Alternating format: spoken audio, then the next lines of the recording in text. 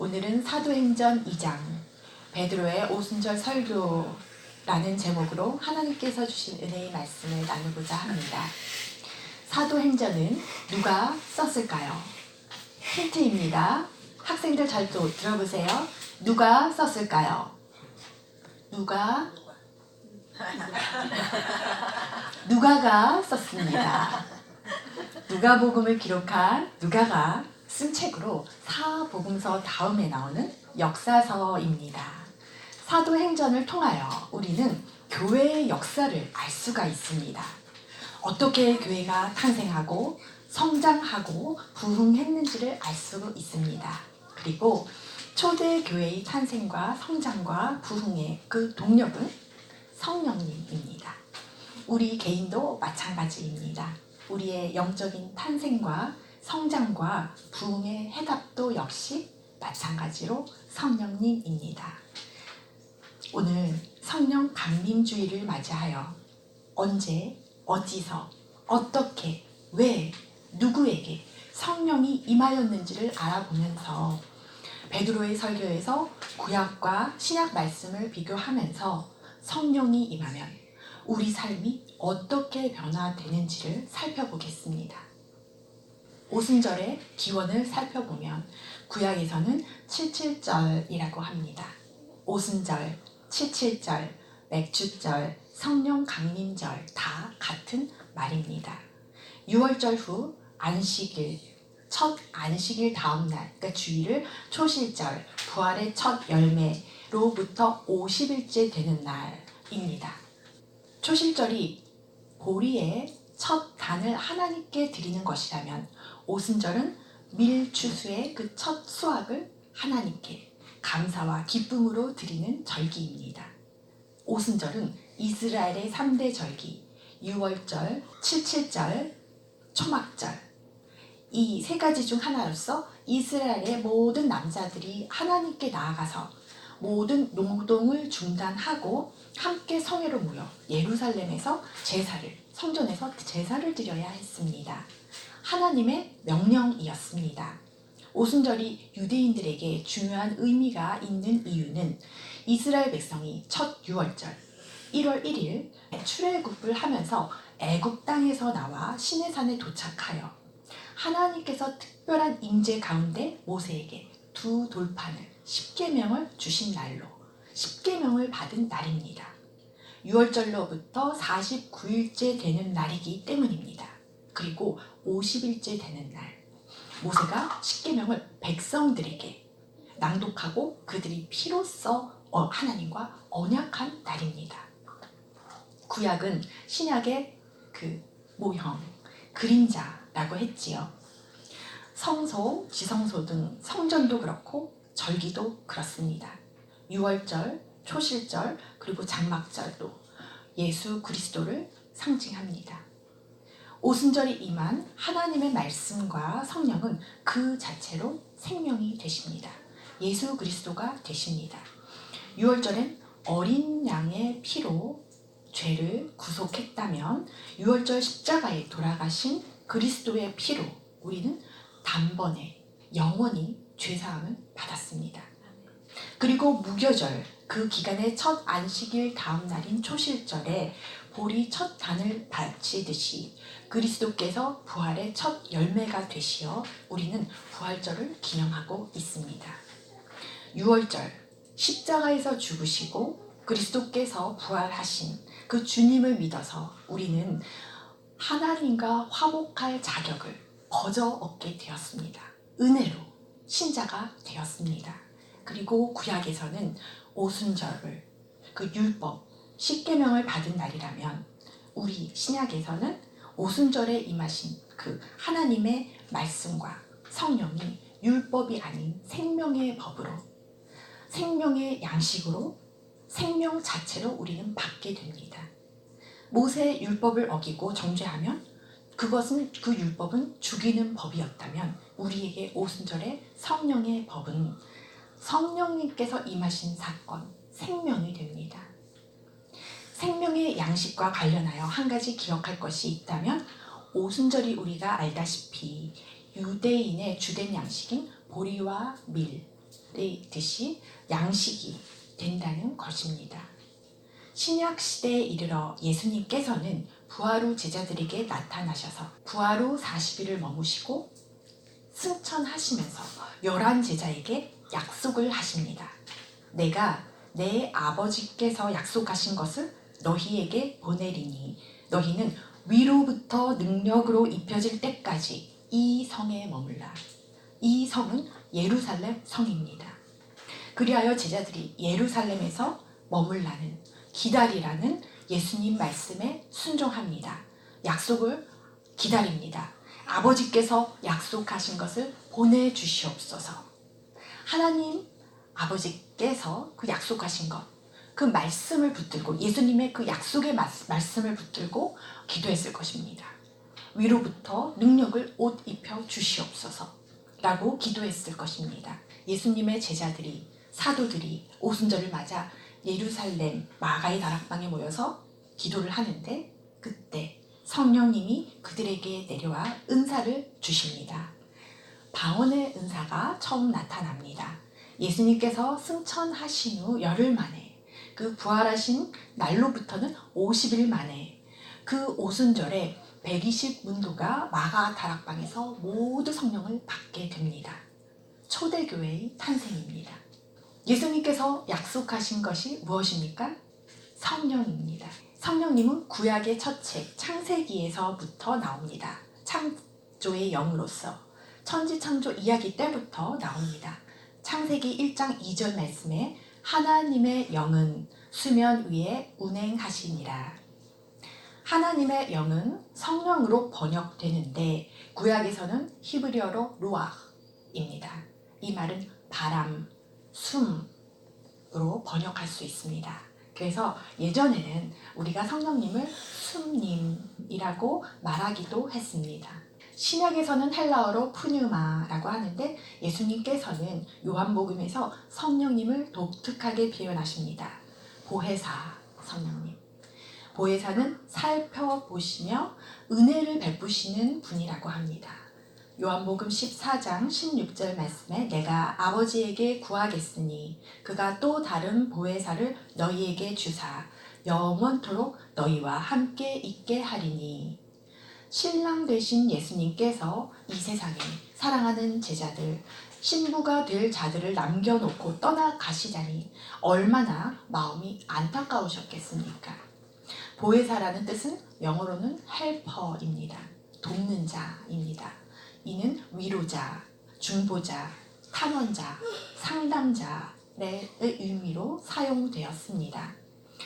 헬라어로는 파라클레토스에서 유래했는데 이는 변호자, 중재자, 협조자의 뜻이 있고 보호하고 지켜주는 의미가 있습니다. 요한복음 14장 17절 말씀에 그는 진리의 영이라. 세상은 능히 그를 받지 못하나니 이는 그를 보지도 못하고 알지도 못함이라. 그러나 너희는 그를 아나니 그는 너희와 함께 거하시며 또 너희 속에 계시겠음이라.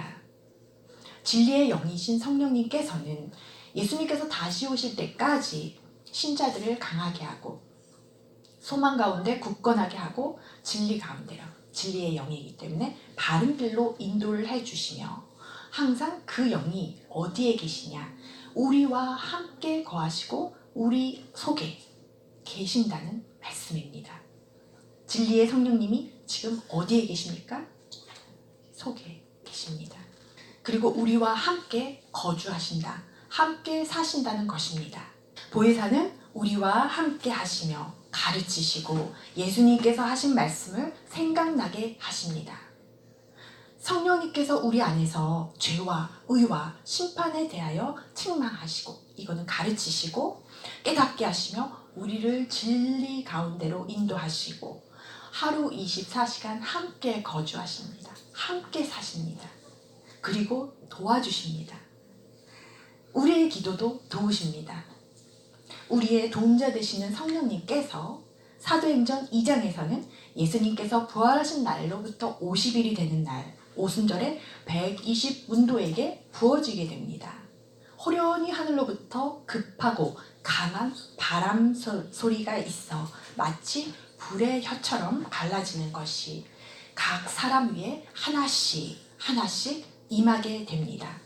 이때 이곳에 모인 120문도 모두 성령 세례를 받고 성령 충만까지 받습니다. 그랬더니 그들이 성령의 은사 중에 방언의 은사를 먼저 받게 됩니다. 다 이제 방언으로 말을 하기 시작하는데요. 방언을 선물로 받게 된 것입니다. 창세기 11장에서는 그런데 바벨탑을 쌓을 때 언어를 혼잡하게 하셨다고 합니다. 서로 알아듣지 못하게 하셨던 하나님께서 그 전에는 온 땅의 언어가 하나요 말이 하나였더라. 바벨탑 이전에는 그렇게 언어가 하나였는데 이것을 회복시키심으로써 성령으로 방언을 선물로 허락을 하신 것입니다. 방언에는 두 종류가 있는데 우리가 아무도 알아들 수 없는 이 세상 언어가 아닌 영의 소리가 있고 또 다른 방언으로는 외국어 방언이 있습니다. 예를 들어 제가 중국어를 전혀 못하는데 유창하게 제가 중국어를 한다든지 아랍어를 전혀 못하는데 아랍어를 성령이 부어주심을 통하여 할 수 있게 된다는 것입니다. 이것이 외국어로 하는 방언입니다. 120명 그 문도는 다 갈릴리 사람이었는데 바데, 메데, 엘람, 메소포타미아 등 각각의 지방 언어로 외국어 방언을 이때 하게 됩니다. 성령의 능력이 옷 입혀져서 언어가 소통하게 됩니다. 당시에 유대 남자들은 1년에 3번을 예루살렘에 올라와서 절기를 지켜야 했습니다. 그래서 먼 지방에 사는 사람들은 교통수단이 어렵기 때문에 6월절을 지키러 와서 50일간 머물면서 오순절까지 지키고 돌아가니까 그러면 한 3번 중에 2번은 지키는 것이 되잖아요. 평균 이상이 되잖아요. 그래서 이 정도면 되겠지 타협을 하는 사람들도 있었다고 합니다. 120명이 그 마가 다락방에서 성령 충만함을 받고 외국어 방언을 하는데 얼마나 큰 소리로 했겠습니까? 그래서 각 지방에서 올라온 사람들이 이 방언을 듣고 다들 놀랍기도 하고 당황하기도 하고 서로 어리둥절해서 쳐다봤다고 합니다. 이 어찌된 일인가를 서로 물어봅니다. 디아스포라 유대인들 중 어떤 이들은 그 예수님의 제자들, 사도들이 술을 마셨구나, 새술에 취하였구나 그렇게 술 취했다가 조롱을 했습니다. 그러나 술 취한 것이 아니라 예수님의 표현을 빌자면 능력이 임한 것입니다. 너희가 위로부터 하늘로부터 능력으로 옷 입혀질 것이라고 하셨는데 성령의 능력이 임한 것입니다. 성령은 곧 능력, 힘, 권능입니다. 사도행전 1장 8절을 보면 오직 성령이 너희에게 임하시면 너희가 권능을 받고 예루살렘과 온 유대와 사마리아와 땅 끝까지 이르러 증인이 되리라. 내 증인이 되리라. 초대교회는 이렇게 오순절 성령 강림으로 탄생하게 됩니다. 교회가 탄생을 하게 됩니다. 모여서 기도했을 때 성령이 임하여 권능을 받고 그때부터 그들은 그리스도의 증인으로서 신앙을 전파하는 일에 매진하게 됩니다. 오직 성령이 너희에게 임하시면 너희가 권능을 받고 땅 끝까지 이르러 내 증인이 되리라. 말씀처럼 성격이 급한 베드로가 성령을 받자마자 어떻게 들었을 것 같습니까? 다음날 아침 일찍부터 11 사도와 함께 복음을 선포합니다. 예수님의 수제자답습니다. 워낙 베드로는 성격이 다혈질이었습니다. 그래서 예수님께서 십자가에 달리시기 전 대제사장들, 서기관, 장로들이 예수님을 붙잡으러 체포하러 왔을 때 대제사장의 종 말고의 그 오른쪽 귀를 검으로 쳐서 떨어뜨리는 일이 있습니다. 이렇게 성격 급하고 잘 나서는 베드로의 그 성격이 정말 전도하고 복음을 전할 때에는 장점이 됩니다. 이 본문은 베드로의 오순절 설교 말씀입니다. 본론 부분입니다. 설교한 시간은 제3시 아침 9시 유대인의 기도 시간이었습니다. 성령의 사로잡힘을 받고 베드로가 소리를 높여 말합니다. 이 첫 번째 말씀인데요. 16절에서 21절 보면 선지자 요엘의 예언을 인용하여 현재 자신들의 모습을 술에 취하였기 때문이 아니라 성령 충만함으로 만국 방언을 받은 것이다. 성령을 부어주셔서 나타난 현상이라고 설명을 합니다. 왜 베드로가 요엘의 예언을 예로 들어서 사도들에게 임한 성령 강림 사건을 설명하냐면 구약에 익숙해 있던 유대인들은 요엘 선지자에 대해서 잘 알고 있었기 때문입니다. 그래서 선지자 요엘을 통하여 하신 말씀입니다. 요엘서 2장 28절에서 32절은 오늘 본문 17절부터 21절까지 동일합니다. 하나님이 말씀하시기를 말세에 내가 내 영을 모든 육체에 부어주리니 너희의 자녀들은 예언할 것이요 너희의 젊은이들은 환상을 보고 너희의 늙은이들은 꿈을 꾸리라. 그때 내가 내 영을 내 남종과 여종들에게 부어주리니 그들이 예언할 것이요. 하나님께서 말씀하시기를 모든 육체라 함은 믿는 자들, 모든 육체는 믿는 자들을 말씀합니다. 하나님의 백성 모두에게 성령을 부어주시는데 방언, 예언, 환상, 꿈을 주십니다. 그렇다면 우리에게도 하나님께서는 방언, 예언, 환상, 꿈을 주십니다. 우리가 꿈을 꾸잖아요.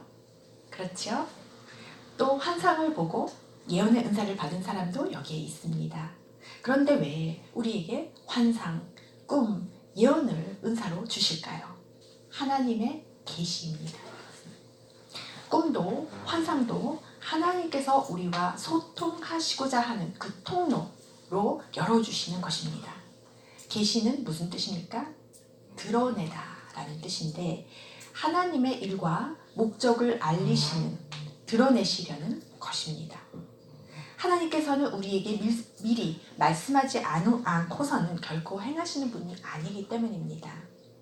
장차 될 그 일을 보이시기 위하여 계시를 해주시는 것입니다. 하나님이 보내시는 메시지라고 생각하면 좋을 것 같습니다. 그리고 하나님과 친밀해지면 하늘의 비밀을 이렇게 계시해 주시기도 합니다. 성령을 부어주시면 우리가 성령을 받으면 하나님과 소통이 열립니다. 꿈, 예언, 환상을 통해서요. 내 안에 성령님께서 거주하시면서 한 집에 같이 살면서 깨닫게 해주시고 계시해 주시기 때문입니다. 모든 육체란 어린아이도 포함이 됩니다. 그 당시 여자들도 포함이 된다고 했습니다. 당시에 여자들, 어린아이들은 계수를 하지 않았지만 자녀들이 예언을 하고 젊은이들이 환상을 볼 것이라고 말씀을 합니다. 우리 모두는 꿈을 꿉니다. 그러면 꿈을 꾸면 우리 입장에서는 꿈을 꾼 것이지만 하나님께서는 우리에게 꿈을 주시는 것입니다. 환상도 마찬가지입니다. 꿈은 무의식 중에, 환상은 의식 중에 우리에게 하나님께서 메시지를 주신 것입니다. 계시를 해주신 것이지요. 그러하기에 꿈을 버리면 안 되고 기억을 해야 됩니다.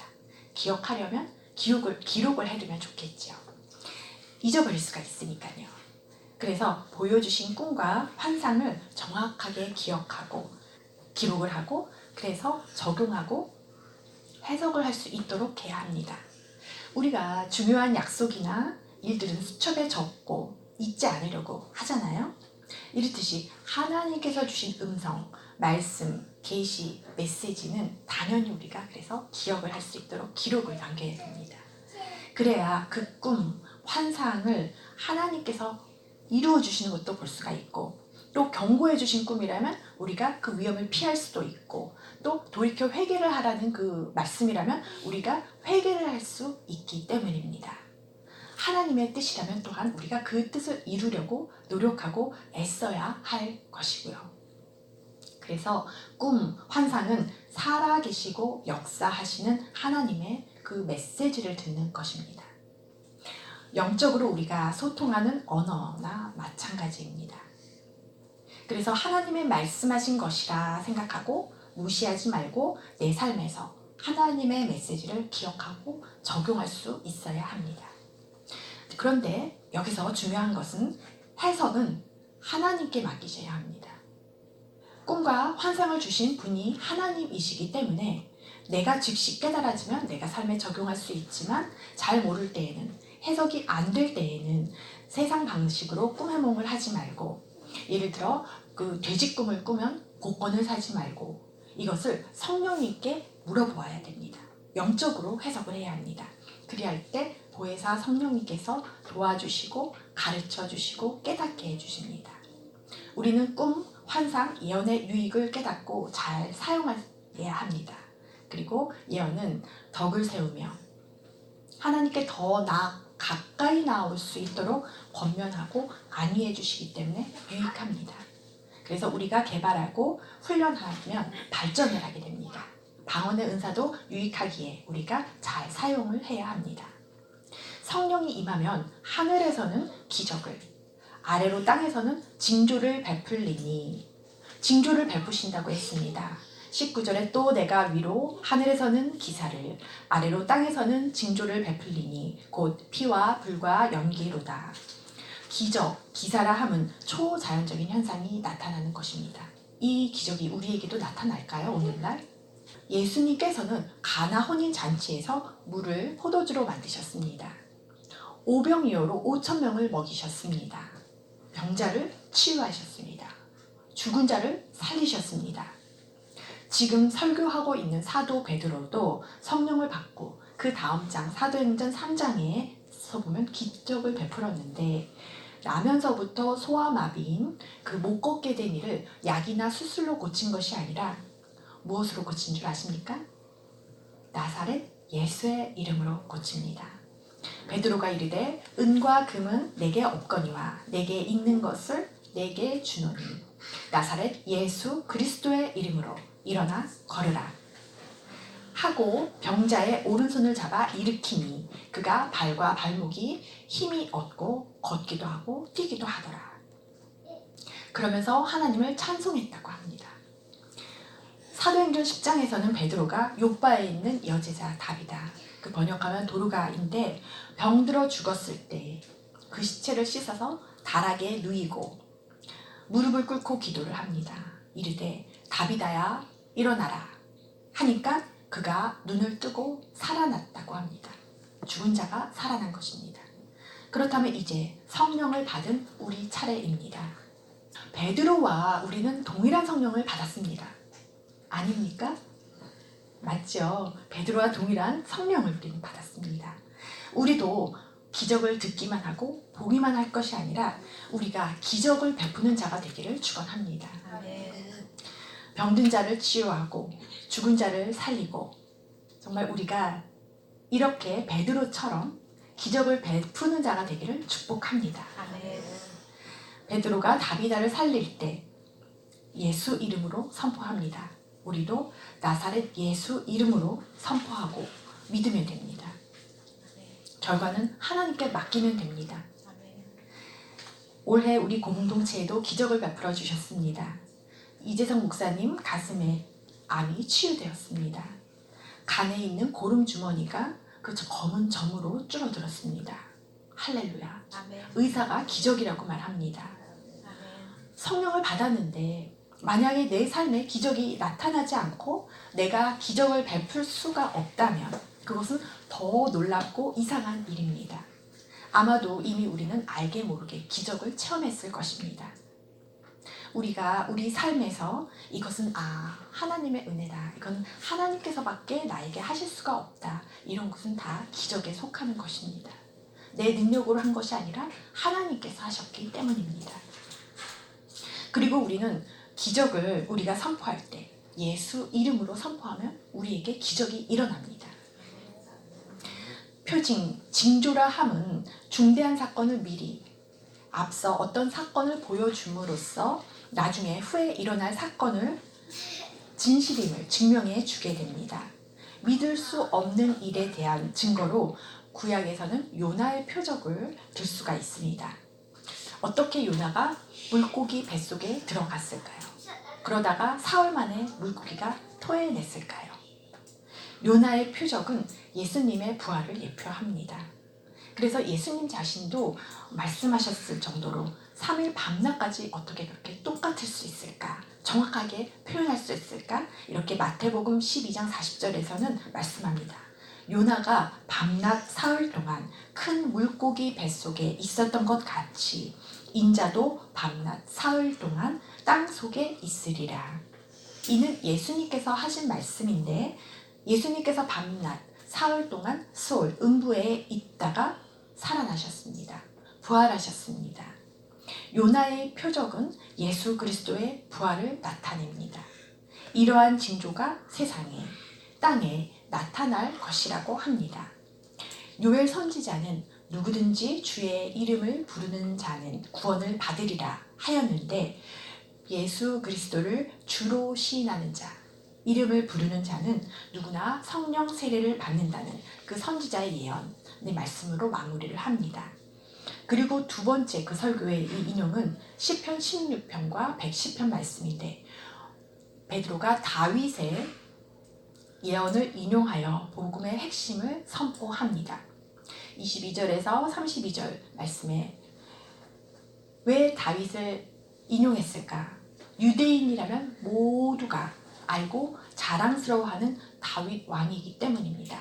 그래서 다윗 왕의 예언을 인용하여 메시아 되신 예수님의 죽음과 부활이라는 그 복음의 핵심을 선포합니다. 다윗이 25절에 고백을 합니다. 내가 항상 내 앞에 계신 주를 배웠음이요. 다윗이 항상 배운 주님은 메시아를 가리키는데, 받은 베드로는 유대인들 앞에서 그들이 십자가에 그들이 못 박은 예수님이 바로 다윗이 주님이라고 고백한 그러한 메시아임을 증거하고 있습니다. 기름 부음 받은 자가 히브리어로는 메시아고 헬라어로는 그리스도인데요. 다윗의 시편 말씀 인용은 베드로가 예수님 앞에서 한 신앙 고백과도 같습니다. 잘 들어보십시오. 마태복음 16장 16절입니다.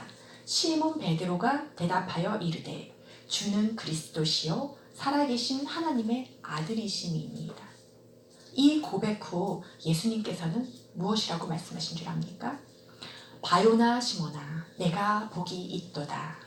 이를 내게 알게 한 이는 혈육이 아니요 하늘에 계신 내 아버지시니라. 또 내가 내게 이르노니 너는 베드로라. 내가 이 반석 위에 내 교회를 세우리니 음부의 권세가 이기지 못하리라. 내가 천국 열쇠를 내게 주리니 내가 땅에서 무엇이든지 매면 하늘에서도 매일 것이요 내가 땅에서 무엇이든지 풀면 하늘에서도 풀리리라. 천국 열쇠를 주십니다. 우리가 이 신앙 고백을 하면 동일하게 천국 열쇠를 주십니다. 믿음으로 취하시기 바랍니다. 다 천국 열쇠를 이미 소유하고 있지요. 바리새인들이 모였을 때 이 부분에 대해 예수님께 질문을 합니다. 다윗은 예수님의 한참 조상이 되는데 다윗의 후손인 그리스도를 왜 주님이라고 합니까? 이해가 되지 않아 바리새인들이 묻습니다. 그들은 그리스도가 다윗의 자손이니이다 라고 대답합니다. 맞습니까? 누가 후손입니까? 그리스도가 다윗의 후손입니까? 족보로 따지자면 맞습니다. 어떻게 다윗이 예수님을 후손으로 칭할 수 있을까요? 말씀하십니다. 왜냐하면 성령의 감동이 되었기에. 다윗은 친히 메시아 그리스도를 주님이라고 깊은 경외와 영예를 가지고 주님이라고 칭했습니다. 이제는 이해가 되십니까? 우리도? 이러할 때 34절 35절에 주께서 내 주께 이르시되 내가 내 원수를 내 발 아래에 둘 때까지 내 우편에 앉아있으라 하셨도다. 왕의 오른편에는 우의정은 왕 다음으로 높은 자만이 앉을 수 있습니다. 여기서 나는 바로 만왕의 왕이신 여호와 하나님을 가리키고 하나님의 우편에 앉으신 분은 메시아를 가리킵니다. 모든 피조물들 위에 높임을 받은 자로서 메시아만이 앉을 수 있는 자리입니다. 메시아께서 여호와의 오른편 앉는다는 것은 만왕의 왕이신 여호와와 그 동일한 권위를 가지고 모든 피조물들을 통치하신다는, 다스리신다는 의미를 가지고 있습니다. 마지막으로 33절부터 38절까지는 너희들이 죽인 그 예수님이 바로 메시아이다. 베드로가 말합니다. 성육신 하셔서 구원의 역사를 완수하신 메시아를 가리킵니다.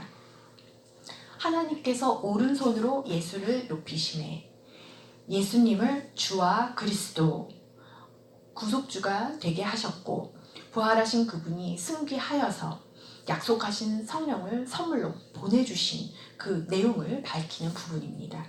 그런즉 이스라엘 온 집은 확실히 알지니 너희가 십자가에 못 박은 이 예수를 하나님이 주와 그리스도가 되게 하셨느니라. 이 설교 말씀을 듣고 유대인들이 자신이 못 박은 예수님께서 메시아임을 깨닫게 된 것입니다. 부활하신 주님임을 깨닫고 마음이 찔렸다고, 마음이 괴로웠다고 합니다. 심경의 변화가 일어난 것입니다. 그래서 베드로와 다른 사도들에게 그럼 우리가 어찌할꼬 묻습니다. 베드로가 이르되 너희가 회개하여 각각 세례를 받고 죄사함을 받으라. 그리스도의 이름으로 세례를 받고 죄사함을 받으라. 그리하면 성령을 받으리라. 성령의 선물을 받으리라. 이렇게 말하였을 때 그들이 그 말을 받고 세례를 받으며 이날에 신도의 수가 3,000이나 더했다고 합니다. 말씀을 정리하겠습니다. 베드로의 설교를 3가지로 정리를 해보면, 첫째는 누구든지 주의 이름을 부르는 자는 구원을 받을 것이다. 성령 세례, 성령 충만을 받을 것이다. 요엘 선지자가 그 한 예언의 말씀을 인용하여 베드로가 설명을 합니다. 둘째, 너희 유대인들이 존경하는 다윗 왕이 그리스도를 주님으로 고백한 그분, 바로 너희가 십자가에 못 박힌 그분이다. 너희 유대인이 십자가에 못 박힌 그분이 바로 하나님께서 오른손으로 높이 드신 그 메시아 예수 그리스도시다. 이 말씀을 들은 유대인들은 그리하여 십자가에 죽으시고 부활하신 그 예수님이 메시아라는 것을 깨닫게 됩니다. 그리고 자신들의 죄가 깨달아졌을 때 큰일 났다 싶어서 우리가 어찌할꼬 돌이키기를 원합니다. 회개하기를 원합니다. 방법을 몰라서 베드로에게 묻자, 사도들에게 묻자, 세 번째, 회개하라. 각각 예수 이름으로 세례를 받고 죄사함을 받으라. 그리하면 누구든지 구원을 받고 성령의 선물을 받으리라. 성령 세례를 받으리라. 그래서 이들이 그 날로 세례를 받죠. 그리고 삶의 변화가 일어나게 됩니다. 그 후로는 사도들의 가르침을 받아 서로 교제하고 떡을 떼며 오로지 기도하기에 힘썼다고 합니다. 사도행전 2장 43절에서 47절 저희가 한번 찾아서 읽어볼까요? 우리가 세례를 받고 성령을 받으면 어떻게 삶의 변화가 일어나는지 이 초대교회의 모습을 한번 보겠습니다. 사도행전 2장 43절에서 47절 말씀입니다. 사람마다 두려워하는데 사도들로 말미암아 기사와 표적이 많이 나타나니 믿는 사람이 다 함께 있어 모든 물건을 서로 통용하고 또 재산과 소유를 팔아 각 사람의 필요에 따라 나눠주며 날마다 마음을 같이하여 성전에 모이기를 힘쓰고 집에서 떡을 떼며 기쁨과 순전한 마음으로 음식을 먹고 하나님을 찬미하며 또 온 백성에게 칭송을 받으니 주께서 구원받는 사람을 날마다 더하게 하시니라. 아멘. 오늘 말씀을 통하여 베드로 설교를 통하여 우리도 삶의 변화가 일어나기를 축복합니다. 우리에게 성령님을 왜 보내주셨을까요? 생각해 보기를 원합니다. 내 안에 계신 성령님과 얼마나 친밀하게 교제하고 있는지, 그분의 능력을, 은사를 얼마나 잘 흘려보내고 있는지요. 구원받은 우리에게, 십자가 죽음과 부활을 믿는 우리에게 예수님께서는 하늘에 지금 처소를 마련하시고 또 다시 오실 때까지 우리에게 보내주신 그 우리를 돕고 함께하고 우리에게 맡기신 사명을 잘 감당하라고 권능을 부어주시고 보혜사 성령을 보내주셨습니다. 사도 베드로는 마가의 다락방에서 성령 세례를 받은 후에 성령 충만을 받은 후에 그 능력을 권능을 옷 입고 담대하게 증인의 삶을 살게 됩니다. 성령을 받은 사도들 모두 그때부터 복음을 전파하는 일에 매진하게 됩니다. 그래서 능력도 주시고 그래서 은사도 주신 것입니다. 그러나 무엇보다도 성령을 부어주신 이유는 우리와 함께 계시고 우리 안에 계시기 위함입니다. 교제하시기 위함입니다. 그런데 성령님과 교제를 하다 보면 성령님께서는 예수님께서 하신 말씀을 생각나게 하십니다. 여러분들은 예수님께서 생각나게 하신 말씀이 무엇이 있습니까? 예수님께서 하신 말씀, 마태복음 28장에 마지막 분부를 하신 게 있습니다. 지상 명령입니다. 예수께서 나와 말씀하여 이르시되 하늘과 땅의 모든 권세를 내게 주셨으니 그러므로 너희는 가서 모든 민족을 제자로 삼아 아버지와 아들과 성령의 이름으로 세례를 베풀고 내가 너희에게 분부한 모든 것을 가르쳐 지키게 하라. 볼지어다 내가 세상 끝날까지 너희와 항상 함께 있으리라. 오늘 하나님께서 주신 말씀을 통하여 우리가 다시금 성령 충만을 옷 입은 것을 확인하고 내 안에 계신 그 인격적인 성령님과 함께 살아가기를 축복합니다. 그리고 담대하게 증인의 삶을 살아가기를, 전도와 선교의 사명을 충성되이 감당할 수 있기를 예수 그리스도의 이름으로 축원합니다. 다 같이 기도하시겠습니다. 하나님 아버지, 우리에게 오늘 오순절의 의미와 초대교회의 역사를 알게 하시니 감사합니다. 우리에게 보혜사 성령님을 보내주셔서 감사합니다. 이제 우리가 성령의 권능으로 옷 입었사오니 받은 은사와 능력으로 교회의 덕을 세우며 지체들을 섬기며 그리스도의 증인으로 담대히 살아갈 수 있게 하여 주옵소서. 무엇보다도 진리의 영이신 성령님께서 늘 우리와 함께 해 주시어서 예수님께서 하신 말씀을 생각나게 하여 주시옵소서. 하나님의 뜻을 계시하여 주시옵소서. 우리가 늘 진리 가운데로 인도함을 받게 하여 주시옵소서. 그리고 우리를 통하여 우리 가족들, 우리 이웃들을 복된 길, 옳은 길로 인도할 수 있게 하옵소서. 주는 그리스도시요 살아계신 하나님의 아들이시니이다. 베드로의 고백이 우리의 일상의 고백이 되기를 원합니다. 그리하여 우리에게 허락하신 천국 열쇠를 사용하여 그 주신 권세를 사용하여 땅에서 묶을 것을 묶고 풀 것을 풀어서 샬롬을 이루게 하여 주옵소서. 치유와 회복과 기적을 일으키며 하나님 나라를 확장하게 하옵소서. 하나님께 영광 올려드리게 하옵소서. 예수님의 이름으로 기도하옵나이다. 아멘.